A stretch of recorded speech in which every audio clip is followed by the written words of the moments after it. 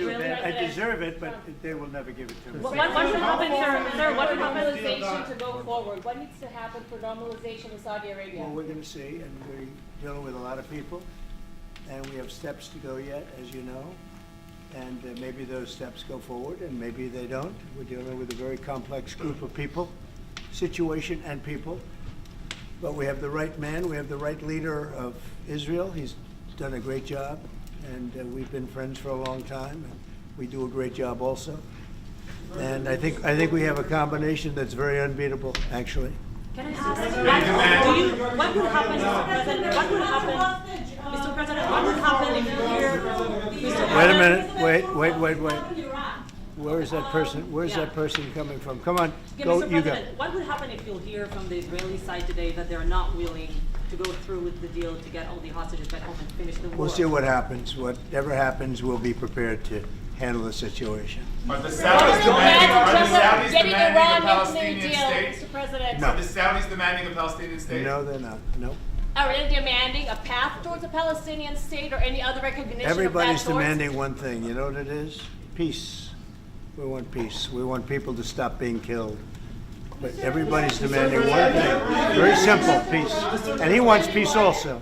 Mr. President, do you think it's politically possible in Israel to get this deal done until the end?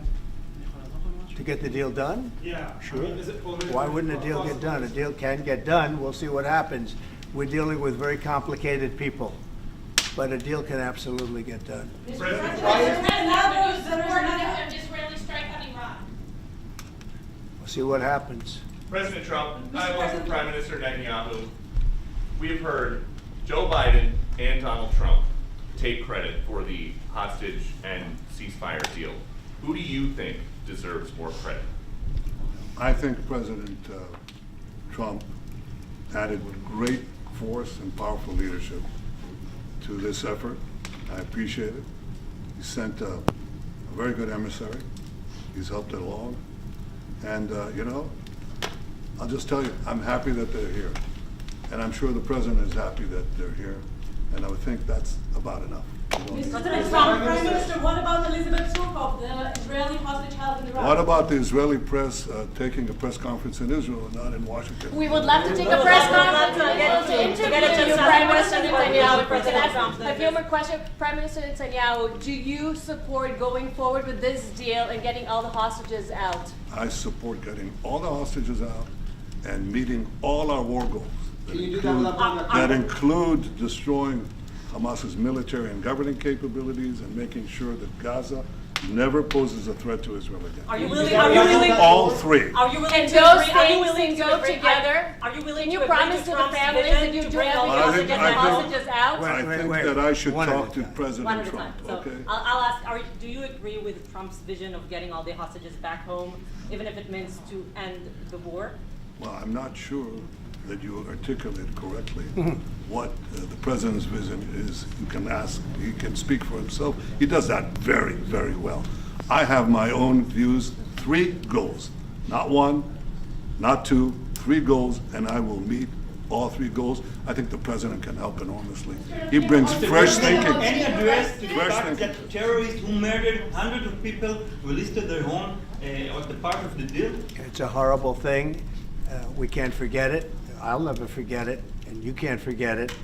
And some people want to put it out of their memory, but we're not going to ever let that happen.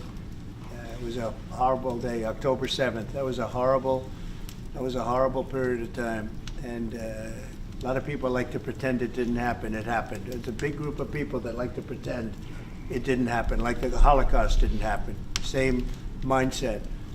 No, we're going to get this thing wrapped up, and we're going to get it done. We're also dealing, I think, very successfully with Russia, Ukraine. We're going to hopefully get that one done at some point in the not too distant future. That's a complex problem also, but we solve problems. When I left, we had no problem. There was no Ukraine and Russia fighting. There was no October 7th. There was nothing, and some very poor leadership led to a lot of problems and a lot of death.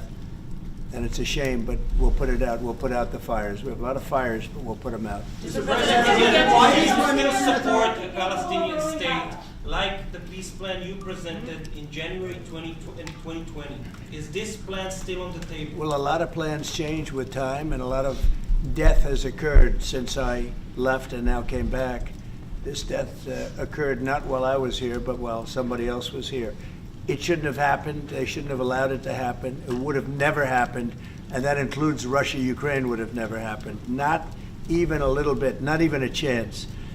But now we are faced with a situation that's different, in some ways better and in some ways worse.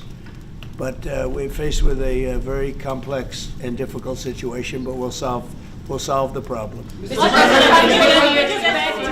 refugees get from Gaza, out of Gaza? If not Jordan, Egypt, what other countries you think might accept Palestinians from Gaza? Well, I think Jordan and Egypt will. I know they've spoken about it with you, and they say they're not going to accept. I say they will.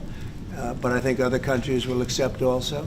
I think that Gaza maybe is a demolition site right now. If you look at Gaza, it's all, I mean, there's hardly a building standing, and the ones that are going to collapse. You can't live in Gaza right now, and I think we need another location. I think it should be a location that's going to make people happy. You look over the decades, it's all death in Gaza. This has been happening for years. It's all death. If we can get a beautiful area to resettle people permanently in nice homes and where they can be happy and not be shot, not be killed, not be knifed to death like what's happening in Gaza. And right now you have in Gaza a very dangerous situation in terms of explosives all over the place, in terms of tunnels that nobody knows who's in the tunnel. The whole thing is a mess. And I think that if we can resettle, and I believe we can do it in areas where the leaders currently say no. I mean, I've been saying that with Mexico, having to do with the border and all of the things, and you saw what happened, 10,000 soldiers, and they're going to do a good job. I really believe that, and I believe Canada's going to do a good job also. They said the same thing, and then they did something much different than what you were hearing. This is a very, very difficult situation, but we're going to get it solved. I don't think people should be going back to Gaza. I think that Gaza has been very unlucky for them. They've lived like hell. They lived like you're living in hell. Gaza is not a place for people to be living. And the only reason they want to go back, and I believe this strongly, is because they have no alternative. What's the alternative? Go where? There's no other alternative. If they had an alternative, they'd much rather not go back to Gaza and live in a beautiful alternative that's safe. Mr. President,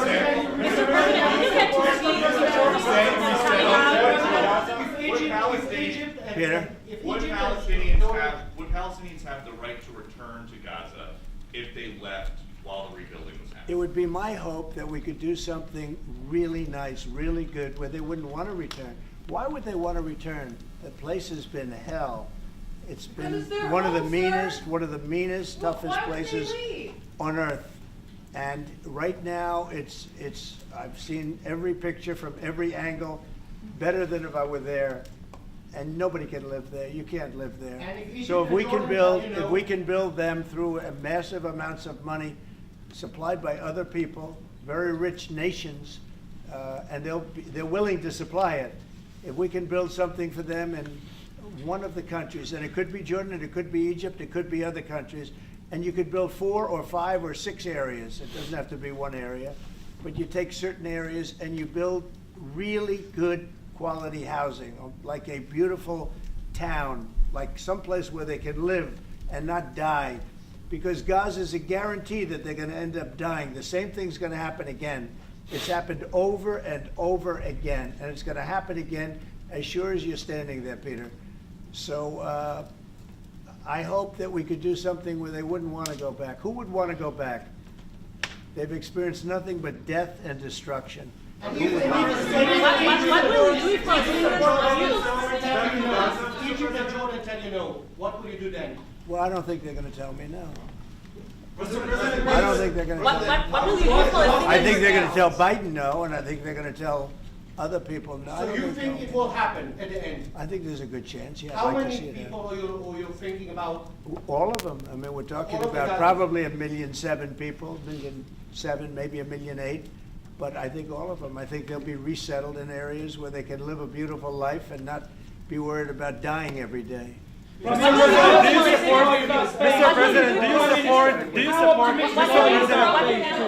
Mr. President, do you support building settlements, Jewish settlements back in Gaza in the next years? Say it. Building settlements, Jewish settlements back in Gaza in the next year. Do you support this idea? I don't see it happening. It's too dangerous for people. Nobody can go there. It's too dangerous. Nobody wants to be there. Warriors don't want to be there. Soldiers don't want to be there. How can you have people go back? You're saying go back into Gaza now? The same thing's going to happen. It'll only be death. The best way to do it is you go out and you get beautiful, open areas with the sunlight coming through. And No, that's not what I meant. Something I nice. meant building Israeli They are not settlements going to back want in Gaza. They are not going to want to go back to Gaza. Prime Minister Netanyahu, what is your message to the families of the hostages that look at this deal, that are worried that this deal won't go through? What do you say to them at this moment? Same message I said from the beginning of the war. We'll get them out, get them back. We got over 70%, close to 75% of the people who everybody believed will not get out. We got them in successive deals, and most recently with the help of President Trump. We're not going to give up on any of them, and we're not going to give up on our other war aims. Hamas is not going to be in Gaza, and we're going to get everyone back. And you would not have. Prime Minister, how optimistic are you about reaching phase 2 of the ceasefire? How optimistic are you about that happening? Well, we're going to try. That's one of the reasons, one of the things we're going to talk about here. And Is it possible if we, you know, when Israel and the United States work together, and President Trump and I work together, you know, the chances go up a lot. It's when we don't work together, Israel and the United States don't work together, that creates problems. When the other side sees daylight between us, and occasionally in the last few years, to put it mildly, they saw daylight, then it's more difficult. When we cooperate, isn't it the right chances time are to good. eat once and for all? Say it. Now that Iran is so weak, isn't it the right time to hit their nuclear facilities once and for all? So you say Iran is so weak. I appreciate you saying that. They're not weak. They're very strong right now, and we're not going to allow them to have a nuclear weapon. It's very simple. You know, I signed a very strong proclamation. Iran was in big trouble when I left. They were broke. They didn't have money for Hamas. They didn't have any money for Hezbollah. You had no problem. October 7th could have never happened. When I left, October 7th could have never happened. And frankly, Russia and Ukraine, as I said, could never have happened. They became very strong very fast. They sold massive amounts of oil to China and everybody else who would not buy the oil when I was president, because we said, don't buy the oil. And they became very rich very quickly. But they're not weak. They're not weak. They're strong. Doesn't mean they won't be weak, but you know what? We just don't want them to have a nuclear weapon. They can't have a nuclear The weapon. Prime Minister, sorry, Mr. President, the Prime Minister wants you to strike Iran. That's what he wants. You don't know what he wants. What do you know about anything? Go ahead. But is that option is on the table? Yes, please. President Trump, is that option on the table? You're not just talking about Jordan and Egypt. No, could be other places too. So in the Gulf. There are many people that have reached out, many countries, many leaders of countries that have reached out that would like to participate in that. Doesn't have to be Jordan and Egypt, but I think it would be also them. Mr. President, your relationship with Mr. Netanyahu knew ups and downs. How do you describe it right No, now? I think it's mostly ups. Mr. President, what about the Palestinian Authority? Should we rule Gaza because Gaza will be empty? What? The Palestinian Authority, can it rule Gaza? What do you think? Well, it's had a pretty hard time, wouldn't you say? I'd say it's had a pretty bad time of it. Mr. President, Qatar has, you've criticized them in the past as a funder of terrorism, so as the Prime Minister. Do you think they're part of the solution or part of a problem moving forward? I think they're trying to help. Qatar Yep. is absolutely trying to help. I know them very well, and they're doing everything they can. Very tough situation, but they are absolutely trying to help. Will you Okay, visit Israel? thank you very much, everybody. Press, let's go. Come on, guys. Thank you. Outplayed team. Thank you, guys. We'll see him soon. Thank you, guys. Come on. Let's go. Let's go, guys. Press, let's go. Let's do. Come on, guys. Come on, guys. You'll see him soon. Thank you. Thank you. Thank you, guys. Let's go. Thank you, guys. Come on. Let's go. Thank you, guys. Thank you. Come on. You'll see him soon.